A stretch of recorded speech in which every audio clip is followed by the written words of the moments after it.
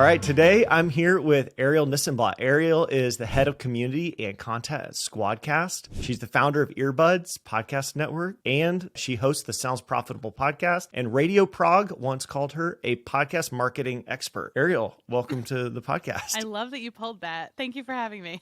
So today we're going to talk a lot about podcast marketing and how people should be growing their shows. But before we get into that, how did you get started in podcasts? I was a listener first. I started listening in 2014. And by 2016, I wanted to listen to more podcasts, but didn't know how to find more podcasts. Because I was listening to the same 5 or 6 every week. I was commuting. I was living in Los Angeles. And my whole thing was, I feel like I'm missing out on content. I feel like I'm missing out on beautiful podcasts that could blow my mind, change my point of view, introduce me to new people. How do I possibly find those new shows? So I said, what if I started a podcast recommendation newsletter that had a theme, and each week was curated by a different person, and that person could bring their 5 favorite podcasts from anywhere in the world, any sorts of podcasts. And so I started that newsletter, and that newsletter, first of all, introduced me to new podcasts, introduced me to creators, introduced me to podcast lovers, and then over time introduced me to the podcast industry and got me jobs. That's awesome. So 2014 was your first podcast listening to Serial? It was right before Serial. It was like Radio Lab, The Memory Palace, 99% Invisible, This American Life, and then Serial. I think we all have like the same gateway drugs. Those are like a lot of my first podcasts too. That's great. So one of the things I always watch from a distance and always see you doing is you do these funny experiments where you're like, I'm going to see if I can grow a podcast in this different way.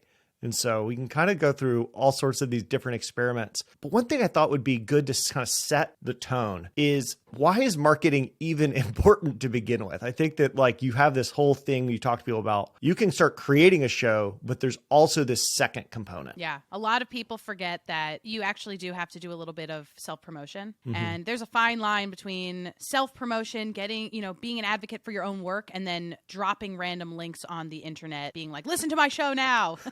That doesn't do anything. You have to make a concerted effort to find out why your show is going to be impactful for a certain segment of the population, and then figure out how to get it to that segment of the population. And a lot of people focus on the creative, which is very important. It's really, really important to make high quality content, but then it is, I think, equally as important to spend time getting that high quality content to the right people. And once it gets to the right people, and if it is indeed high quality content, it will grow. It will continue to find an audience. I mean, not every show is meant to reach tens of thousands of people. It is okay for your show to reach 5,000 people. It's okay for your show to reach 500 people. It's okay for your show to reach 100 of the perfect people to listen to your show, but you need to spend the time doing some audience research and figuring out who those people are. Yeah, there's this spectrum from, I think a lot of people start out in this group very uncomfortable with promoting your show at all. It all feels like self-promotion. And then there's the people who truly just drop links on any like Instagram post they can find, and they say, listen to this podcast. But there is actually a healthy medium, which for most people is uncomfortable because it does feel like self-promotion when in reality it's just marketing. A lot of people, and this is okay, a lot of people come up with an idea and they want to make that show, and that's okay. But if you want to make a show that has an audience, you have to think about who that audience is and then gear your content around what that audience actually wants. And after you make your show for some time, you identify your audience, you can actually ask questions of that audience. You can say, how long should my episodes be? What episodes do you really love? Which guests do you love hearing from? Who should I have on the show? You can ask these questions of them and make the show for them. And of course, there's a balance. You want to make sure that you're making the show that you want to make, but also the show that your listeners, who might, be the ones bringing in the money, right, that's important to you, then you got to consider all of those things. Tom Webster had a really great article in Sounds Profitable a few weeks ago about 5 questions that you should ask your audience, specific questions. And it's not just like, what do you like about my show? It is 5 specific questions that I have been sharing with the world. And I don't remember all of them off the top of my head, but one of them is, what specific element of my show do you love so much so that if this show were to go away, if it were to never be produced again, what would you miss, if anything? And I think that's a really important thing, because if you hear of something specific, if people answer you and they tell you something specific, that's great. If they have nothing to say, you have your answer. A lot of businesses, and you definitely see this in digital marketing, we have something called a net promoter score, where you say on a score of 0 to 10, how much do you love this thing? And only if something's a 9 or 10 does it count as a positive. Wow. Anything below that is neutral or negative. That question is often what you use to kind of gauge net promoter score. Like, if this thing went away, Yeah. how upset would you be? Because it's not people who are like, this is fine, who are going to drive a show or make a business succeed. You know, there's lots of restaurants that you're fine with, but you don't pick to go to them. It's the restaurants, it's the products, it's the podcasts, it's the shows that you're like, I want this. This is my favorite thing. And you have to find at least some people that will say, this is one of my favorite things. Yes. Yeah. And that person needs to then go tell people about it. I sort of alluded to this before. Once the content is solid and you've found a few listeners who love you and your show offers them something unique, they are going to tell other people about it. And once your show gets to the point where it can be recommended word of mouth to other people, you're golden. What makes your show recommendable? I think that's a good question to ask yourself. There needs to be like a specific thing that somebody could say when they were recommending your show. And these general shows that kind of talk about anything and everything, and I get around with my buddies and we have a beer, we talk about what's popular. Well, that show doesn't have like a definitive, you must listen to this show because, and there needs to be a completion to that sentence. Oh, I know that you're really into new fashion of this type. There's a show about that. Yeah. I know that you love sci-fi movies. There's this podcast. All they do is they talk about the new sci-fi movies. And then they go back to the best ones that you probably missed. And they talk about this too. It would be perfect for you. It's like, things are only recommendable when they're specific. I agree. When they're general, it becomes like so hard to even imagine what the end of that sentence would be. You'd love this podcast about stories about humanity. It's like, would I? Or could I just read a book about it? You know, or could I just read a one-off story?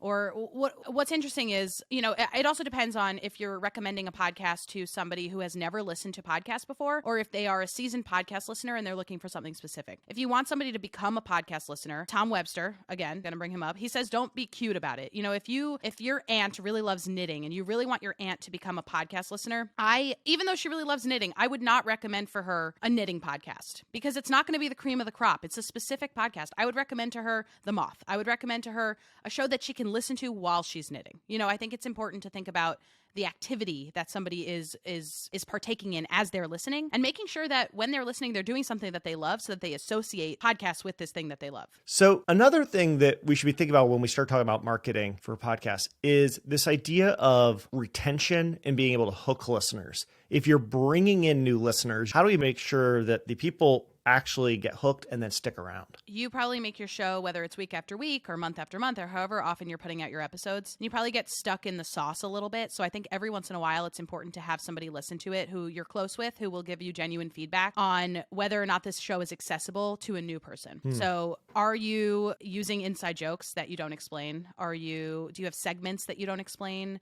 Do you maybe back up and say, for the folks who are new here, you know, I think it's important to have some of those phrases thrown in every once in a while. I also think it is important to acknowledge your new listeners. So for example, I always recommend that if you do a campaign on CastBox, if you pay to be featured on CastBox, you're going to get a whole bunch of new listeners from CastBox. Something that I would recommend is calling them out specifically. Hello to my new listeners from CastBox. So think about things like that. If you know that you have gotten a bunch of traffic from a newsletter that you were just featured in, shout out that newsletter. Not only is it a way to acknowledge those people who have come to you from that, but it's also a way to acknowledge the newsletter and to say thank you. Another thing you can do is you probably have your long episodes. Maybe your episodes are 45 minutes, maybe they're 30 minutes, maybe they're even 15 minutes. I would also have short episodes every once in a while that give people a taste of who you are as a host, the types of guests that you have on. Maybe that means just having a trailer marked so that when you're listening on Apple or Pocket Casts or Spotify or wherever, there is a trailer to listen to that's short, that people can, you know, sort of test the waters before they go in and listen to a full 45-minute episode. I've seen this a few places. Substack has a really nice thing where you can pin a couple of your stories that you've written to the top. So if somebody came in and they're like, I want to learn about this author, it's like, hey, start with these like hits.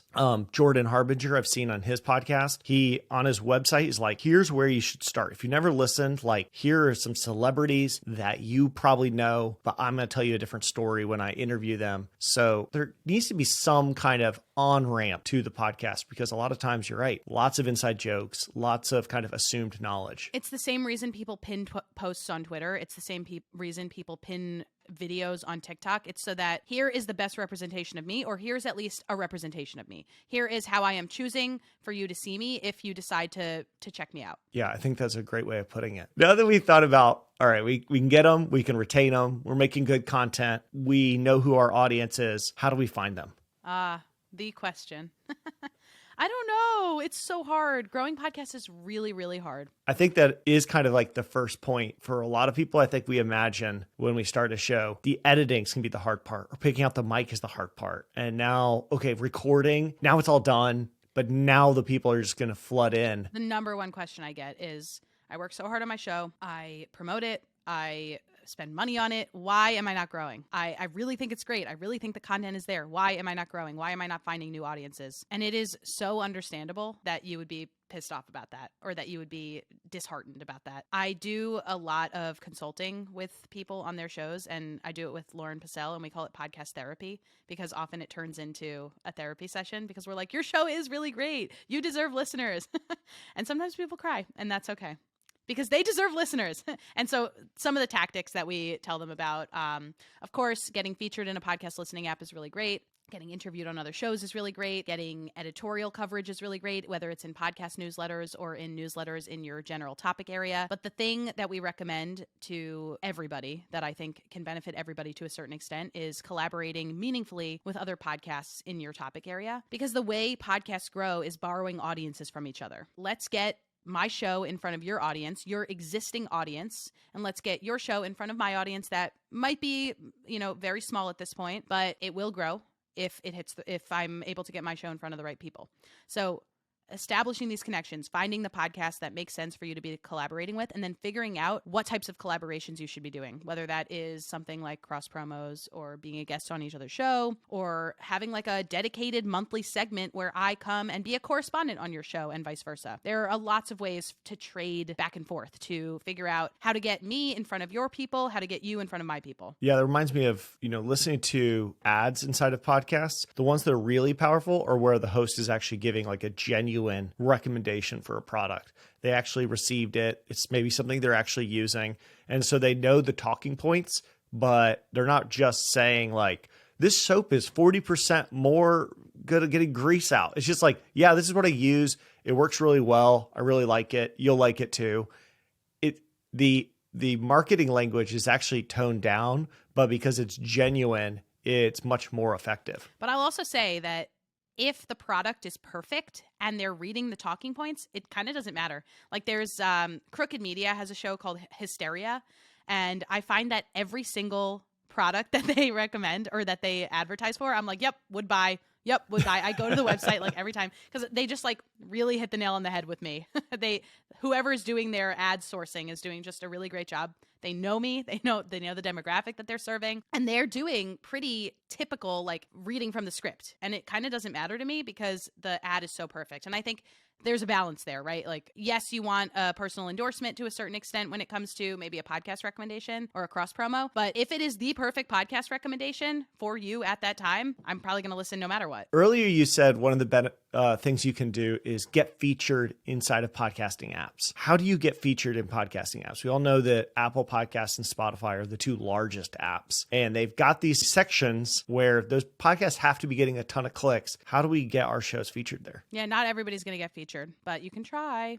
So Apple and Spotify and Stitcher have forms that you can fill out to try to get featured. And if your podcast hits at the right time and the right person on the receiving end of that form reads it and they're genuinely very intrigued by what you've written, then they might just say, let me give this podcast a chance. And that could be a really big break for you.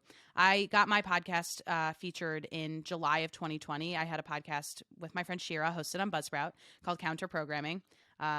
And we got featured in July of 2020. We went from 2,000 downloads per episode to 18,000 downloads per episode. It was a spike, though. It was a spike that came down. So if you look at our analytics on Buzzsprout, it was like boom, boom. And you can see that visual, people. But for the folks who can't see that, I just drew an arrow up to the ceiling and then I drew it back down. Yeah, there are benefits and disadvantages of getting featured. So we did meet some new listeners who stuck with us, who still love us, who have even followed us to Instagram, have even emailed us. But then we also met some people who hated us so much that our rating went down to a 3.6. So there are lots of reasons to get featured and then reasons that, you might not want to get featured. Is there anything you can do when you're trying to fill out these forms? We can link to all these forms in the description and in the show notes. But if you're trying to do it, yeah. is there anything more than just like it's a lottery ticket and I'm hoping that I land at the right moment? Yeah, I mean, think about why your show should be featured now. That's a big question. Is all of these podcast listening apps they want to be the podcast listening app. Apple Podcasts wants people to listen on Apple Podcasts. Spotify wants people to listen on Spotify. Stitcher wants people to listen on Stitcher. How do we make those home pages, Apple, Spotify, and Stitcher, the best curated lists on the internet? They need to be timely, they need to be diverse, they need to be exciting. So what about your show is timely? What about your show is diverse? What about your show is exciting? Do you have an episode coming up that features a guest that you really worked hard to get, that is telling a story that is relevant now? So I think that's the question to ask yourself. It's not to apply constantly, it's to apply when you have something to share, when you have something really exciting to share with these editorial curators at Apple, Spotify, and Stitcher. And this, I'm mentioning Apple, Spotify, and Stitcher, but there's also Castbox, Pocket Cast, there's Good Pods. There's a lot of different places where you could potentially get featured that might bring you new audience. They might not bring you new audience. They might just be a great way for you to say, check us out, we got featured. Amazon, for example. There's so many places that you could get featured, and it really is a crapshoot whether or not you're going to find the right listeners who are going to see your cover art and say, you know what, that cover art speaks to me, let me click play. And then they click play, and then they listen to your trailer, and then they like the trailers, then they listen to the first episode, and then they can't wait for the next episode, and then they keep going. But there's so many places where they could potentially drop off. One of the examples that I'm remembering, I think this came from the submission guidelines for Apple Podcasts, is if you have a track and field podcast and you just throw that out there, it's not really timely. But then if the Summer Olympic Games are coming up, that's timely. And that makes a lot of sense to be featured. Or we're having the Olympic Games and you actually had interviewed somebody who was an Olympian. Now that's timely. And if they're all going to be creating these custom like categories or collections of podcasts, now you fit into a collection that kind of makes sense. Yeah, and think about what collections could exist. And if they don't exist, but they should exist, maybe that's something that you can pitch. So check out, for example, Good Pods. Check out, for example, Castbox has unique sounding collections. Apple also has a lot of unique sounding collections, but it's much harder to get to them. So what I would do for them is, they tend to, for Native American and Indigenous Heritage Month, they'll do a collection. So does your podcast fit into that? For Asian American and Pacific Islander Month, they'll do something, right? So think about these calendar events that take place, and how does your content fit into them? Earth Day, for example, is coming up. Should that be something that you can either submit an existing episode for, or can you think about maybe making content specifically for it for the sake of potentially being featured? That's a lot to ask of yourself, but it could be a gamble that you might be willing to take. One of the things you've talked about multiple times, you mentioned it, are trailers. And so there's the benefit of having a trailer that's like kind of the onboarding sequence. So if somebody listens for the first time and they like the cover art, the title is somewhat intriguing, maybe they read that description and then they click the trailer and they listen to that. What are the benefits of a trailer? And then I've got to ask you about your project Trailer Park. I love trailers. Trailers allow you as the creator, they force you to distill your content down into 30 seconds, 60 seconds, 90 seconds, hopefully not much longer than that. They force you to say, here's what my show is about, and here's what you're going to get out of it if you listen to it. It allows the listener a chance to get a sense of who you are, and you have an advantage for creating one because Apple and Spotify and a few of the other podcast listening apps have dedicated space on your quote-unquote landing page on those apps for your trailer to be placed. So it gives listeners who are scrolling, if they make it to your landing page and they see play trailer, you're probably going to get a lot more listens to your trailer than to any of your other episodes because people are going to try you out. Yeah, and it makes sense. Like that trailer is never going to be the one that has inside jokes in it, and it doesn't kind of assume you've listened to the last 400 episodes and you're referencing old stuff, because you kind of go through that process of what is the show about? Who's it for? Let me explain it. And, it's a very intentional process. Yeah, it forces you. It forces you to say, why is my show good and why should you listen to it? So why should people listen to Trailer Park, and what is it? I started a podcast in February with my friend Tim Villegas called Trailer Park, the podcast trailer podcast. And the goal was, I love podcast trailers, but it was more so there are probably so many trailers out there that either never got made into full shows or represent larger bodies of work or were made just for creative purposes. And they're just such fun snippets of audio that I think more people could use to discover new podcasts or to learn more about the creative craft of an audio teaser. So we started taking submissions for Trailer Park in about October. We've had 200 people submit trailers, and thank you to the Buzzsprout newsletter for facilitating a whole bunch of those submissions. We got like 50, I think, from being featured in your newsletter. Thank you, Alvin. And so people submit trailers to us. They tell us about their project, whether the show exists or maybe it was just made for a proof of concept, or maybe it is still being made or whatever it is. And we chose 8 trailers for season 1. And what we do on the show is we play those trailers and then we critique it a little bit, share what we liked about it, share what we think could have been better, but we're really not too critical. And the goal really is help people find new shows and help creators learn how to make really great short audio content. Any tips from having gone through 200 trailers? What are some common things you see in the ones that succeed, or at least the ones you like? And what are some common mistakes people make? I happen to be a big fan of, in the trailer at least, spelling it out for people, letting me know what I'm going to get out of the show. Who is the host? What is the name of the show? Some people forget that. And I think the most part is, what is the unique value proposition of this show? There are so many people who make a show and they think it's the most unique thing in the world. I'm sorry to say, but you had this idea and so did 50 other people. And I really should probably write down recurring themes within some of the trailers. But yeah, make sure your show is unique and make sure you really spell it out for people why this show is unique. What are you doing differently in your show? And let people know in the trailer. What not to. What I really did enjoy that somebody did is at the end of the trailer, they said, please consider checking this out. And it sounded a little bit beggy, but you know what? It stood out. I have listened to some that do not mention the name of the podcast, and then somebody will pay to promote it using Buzzsprout ads and doing paid promotions. And they're like, I didn't get many listens from it. And I always feel like, the jerk who goes, oh, well, we missed the name here. Say it at the beginning, say it at the end. You want to make sure people know for sure what your podcast is, who it's for, what it's about, and what the name is. Because some people will click the links in the show notes. A lot of people will just open up their podcast app and search for it. Yes. And if they don't hear the name, it's unlikely that they're going to be able to search for your podcast. Right. Another thing that's kind of coming up into my mind are ratings and reviews. Talked about getting listed in these directories, or at least getting promoted. And we've talked about, you got a bunch of negative ratings and reviews. But I feel like one thing we have in common that we both have kind of been shouting for a long time is it's really valuable to get ratings and reviews, both as the listener and as the creator. Why does that resonate so much for you? It's all about social proof. It's all about, was somebody here before me? When you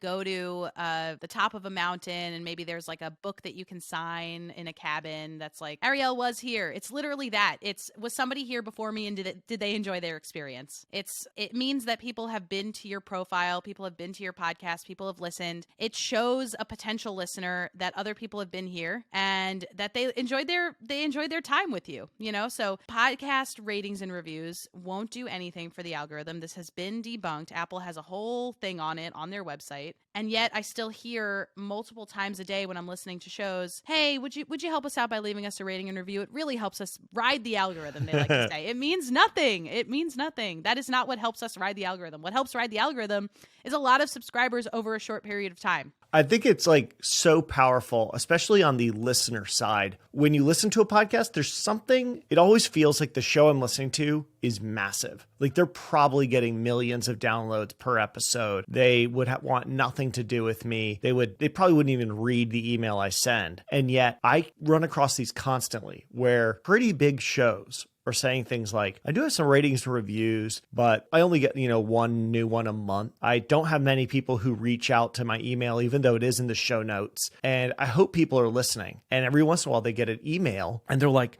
this is so powerful for me that I'm now making the connection with a human who's saying, actually, I listen to this when I'm driving to work and I like Wednesday mornings because I know your podcast will always be there on Wednesday mornings. Yeah, that's beautiful. There are so many reasons to leave a rating and review. And, I feel like on this podcast, a lot of times I'm speaking to creators, but you're hopefully our listeners too, whoever's listening to this right now, hopefully you also listen to some podcasts, and not just because, you want to become better at your craft, but also because you genuinely enjoy listening to these shows. And hopefully you take the time to let those creators know that you love what they're doing, because sometimes they're not getting paid for it and they're working really hard on it and they think they're doing something unique, and maybe they are doing something unique. And if you can call them out for that, they'll be super grateful. Another thing that, at least in my mind, you're associated with a lot are podcast newsletters.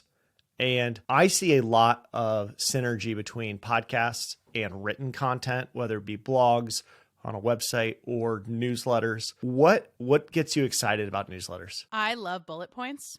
I love reading in short bursts. And I think that what's really important that's me as a consumer. I like to read podcast newsletters. I like to read newsletters about the podcast space, newsletters that tell me about podcast recommendations, newsletters that help me meet new creators or introduce me to new software and services. So that's me as somebody who just loves to be plugged into the podcast space. From the creator perspective, I'll touch on in a second, but I really do recommend that if you are watching this, if you're listening to this and you're not subscribed to Pod News, to Sounds Profitable, to the Buzzsprout newsletter, to my newsletter, Earbuds Podcast Collective, to a bunch of other newsletters that I think are really worthwhile and people spend a lot of time on them, it is worth subscribing to those because they're just a really great way to stay plugged into what's going on in this space that you are now a part of and that maybe you have been part of for a long time, but you just haven't taken the time to subscribe. You're going to get weekly updates on what's going on in the podcast space. You're going to get trending episodes. You're going to hear from, you might see a podcast be featured in a bunch of different newsletters, and therefore you'll know that they're doing a PR push. Maybe you'll be introduced to shows that you should be collaborating with in some way. I am just such a big advocate for plugging into the podcast space by way of newsletters. And then as a creator, I think it's really important to have a place where you can correspond with your listeners for people who have opted in to receive correspondence from you. When people subscribe to your show on Spotify or follow you on Apple or, hit the plus button wherever it is they're listening to shows, maybe even on YouTube, whatever, you don't have their email addresses. You don't have permission to contact them. If they don't hit play on your episode, you will not be speaking to them. So if you can get them to opt in to receive an email from you, whether that's weekly, monthly, whatever it is, or even if you just take their email address and don't necessarily have a newsletter that you're going to be putting out regularly, but you can use it if you need to, that is a really great way. That's a fail-safe. That means that if your podcast gets removed from the airwaves, or if there's a big data breach at wherever and your podcast is gone, you can still be like, hi friends, I'm glad I have your email because my podcast is gone, but I'd still love to stay in touch with you. So I just recommend making an easy landing page for yourself. Maybe it's your website.com/newsletter, and then giving people a way to sign up, and then you can have their email addresses and you won't spam them. You will be very careful with this newfound avenue for communication that you have, and you're going to use it very wisely. I feel like people are starting to wake up to something I call platform risk a bit more. You invest so much in trying to grow a Twitter following, and then Elon Musk comes in and starts changing the way Twitter works. And maybe you end up realizing, oh, this isn't where I want to spend all my time. Or the same thing happens on Facebook or YouTube or any platform. Podcasting is nice because it's not run by a platform. It's a direct connection between you and your audience. Newsletters are one of the only other ways that as soon as they give you permission, you get to contact them. Where on Twitter, if somebody follows you, if it's not a good tweet in the eyes of the Twitter algorithm, which can shift, it's not going to show up to your listeners, or to your followers. The Twitter algorithm is now public. Did you see all these things? I've seen a bunch of people reading little bits of code and then surmising what it means. So I've seen some nice breakdowns. I'll share them in the show notes of this episode. It's sort of like a like boosts it X percentage, and then a comment boosts it X more percentage, and then whatever it is. Linking in your first tweet is not a good idea, but we knew all of these things. But to have it backed up by the code is very helpful. I guess what I'm trying to say is these things change over time. Yes. And there was a point where Facebook, all they did was they'd say, hey, if you have a business and you get on Facebook, you're going to get a lot of reach. And it was true. There was a period where you got a ton of reach. And then Facebook started saying, okay, this is getting annoying for all the people who've liked their favorite ice cream shop that they're constantly getting bombarded with ice cream posts. And so they start tamping down on that kind of content a bit. Well, then businesses realized wait, we invested so much in this platform. It became really big for us. And now we're looking around, and the only way for us to even get in front of anybody is to boost our own posts. And people have seen it on Instagram, where it used to be all about images and then it was about stories. Now it's about the short form content. And you need to kind of be following what the platform does. Podcasting, if somebody subscribes, they are going to get your podcast. Or if they follow you, they're going to get your podcast until they make the decision, I don't want to get these on my phone anymore. Right. Yeah. So podcasts are great, but they could choose. The reason newsletters are important is because they could choose to not listen, right? So if you have a newsletter and you really want people to read it, of course, then you need to deal with open rate and click rate and your podcasts, your open rate and click rate. And then your subject line needs to be really hooky and all of the metadata surrounding that needs to be on point. But you have much more of a chance of landing in their inbox than if you were just put a social post out there and hope. Yeah, exactly. Exactly. You like it when I affirm your comments. I do. You're like, love it. Thank you. One thing I feel like we've skipped past has been social media. I think we should skip back a little bit to social. A lot of podcasts do find success in building a little bit of a community on social media. This isn't like one post a week that's like, hey, my new podcast is out. Listen, with a link. Yeah, those don't get any engagement. But there are ways to actually build a podcast on social. What have you seen work? I think it depends what your show is about. Not every podcast lends itself to a beautiful, robust community of people who appreciate the content that you put out there. So if you have a podcast this is where knowing your audience's user behavior is important. So if you know that your podcast is like a quote unquote commute podcast, and you're asking people to do tons of calls to action and they're driving, then you're probably never going to hear from these people. But yeah, hopefully they're not taking action driving. Hopefully. We don't advocate for that. But if your podcast is about mental health and you are inviting connections and you're saying, I want my listeners to get together and I want people to have these conversations and I'm breaking down the stigma and all that kind of stuff, you are inviting people to chat with each other. And if you can make your social media an inviting place, if you can make it so that your social media is a place where you source ideas or you source guests, you are providing value, right? And it could be that a lot of the people who love your social media presence don't listen to your podcast, or a lot of the people who love your podcast don't love your social media presence, but it's a compounding factor. It's, if I were to search for you on social and what I saw on social was giving me something, it was teaching me something, it was entertaining me, it was sustaining me, it was introducing me to other creators, it was introducing me to other community members, that's awesome. As long as there is some sort of reason that you are on social, I think that's an important thing to keep in mind. Yeah, social media is one of these things. If you do it well and you're really invested, it can have really positive results, but just hey, make sure you post something almost never works. Yeah. And so I know it can be disheartening. I see this with businesses a lot, and you can see it with creators where they feel the need to be on LinkedIn and Instagram and Twitter and Facebook and TikTok and Snapchat. And by the time that they've done all that, they're just totally burned out and none of the content they put out was valuable at all. And the net result is, well, no one really took action on any of it. And yet I put a ton of work in. The return is really low. What I'll say is I do recommend grabbing handles on all of the social platforms so that nobody else can have your handle. And then pin a post or post something that says, I'm not really active here, I'm active here. And then post the place where you are active. And it could be that you are not active on any of them except for one, and that is okay. First of all, be active where you like to be active. It is most important for you to make content on the places that you like to make content and to steer clear of the places where you are miserable. So if TikTok sucks your time and energy, do not go there. And if you are making awkward videos that make you feel terrible about yourself because you think that you are not capable of doing the trends, don't do the trends. It will not be good. Do what you are comfortable with. And then the second question to ask yourself is, where is my audience? Where's my existing audience? And then the third question to ask yourself is, where is the audience that I want to reach? And those are the considerations those are the things that you should consider when figuring out where to spend time on social. Yeah. Where do you want to hang out? Where are your people? These are important because if you succeed, you want it to still be a success. For me, if I built a big following on LinkedIn, that would not be a success.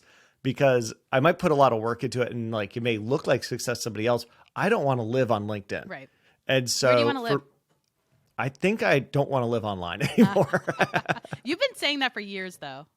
I know. And I think that I just need to finally follow through. I'll just have a blog like the old days and write one post every few months. But for you to build something just because you hear LinkedIn is the new thing and Can't it's do getting that. really big, or TikTok dances You are said that now before with Instagram. It's like you constantly have to keep up with the new algorithm changes. That is exhausting. Right. Spend time where you like to spend time. unless you enjoy it. Yeah. As soon as you enjoy it and it's your community, well, now you can be part of it and people will be super excited about your podcast because, hey, this is our person and they're making a podcast for our community. It's really cool versus somebody who just kind of like drops in, says, hey, I made another post, throws out the link and moves on with their life. No community is really going to appreciate that or get excited. Everything is also a case-by-case basis, though. It's very hard to give advice for general populations because you could find luck, person listening to this. You could post something random and the algorithm gods might like you and just decide to boost that post. And then you get tons of listeners and you'll be like, Alvin and Arielle are idiots. But for the majority of you, I would choose a place where you like spending time. Choose a few minutes every day to spend on social. I think a lot of advice that you'll hear is like, if social is overwhelming for you, spend one day a week. And if you do that, I always say this, don't post and ghost. If you post something and then don't show up for another week, a lot of discourse is going to have happened without you there. And then you come back in and you respond to something, it's gone. The moment has passed. You need to, unfortunately or fortunately, depending on how you see it, how the opportunity presents itself to you, spend a little bit of time every day interacting with people, interacting with not just the people who are interacting with your posts, but interacting with people in your general topic area and giving value, sometimes agreeing with people, sometimes disagreeing with people, sometimes offering a counterpoint, but spending time there. Arielle, thank you so much for talking to us about podcast growth and just getting your podcast out to the world. Are there any closing remarks you'd like to give us or places people can follow you online? Definitely. I have a closing remark. My closing remark is April is Adopt a Listener Month. I am working with Tink Media to try to encourage people to find somebody in their lives who doesn't yet listen to a podcast and find the perfect podcast for them so that they listen to one podcast, so that they then become obsessed, so that they then listen to another podcast, so that we can just grow listenership overall and get more creators paid. So if you want to learn more about Adopt a Listener Month, go to tinkmedia.co/adopt and you can find a bunch of different resources to help you introduce podcasts to people. And if you want to find me online, I'm on Twitter at Ari This and That. You can reach me on email at Arielle@earbuds.audio. And if you Google my name, I am the only one who comes up because I'm the only one in the world as far as I know, but would love to be proven wrong. Thank you so much for being here, Arielle. Thank you, Alvin.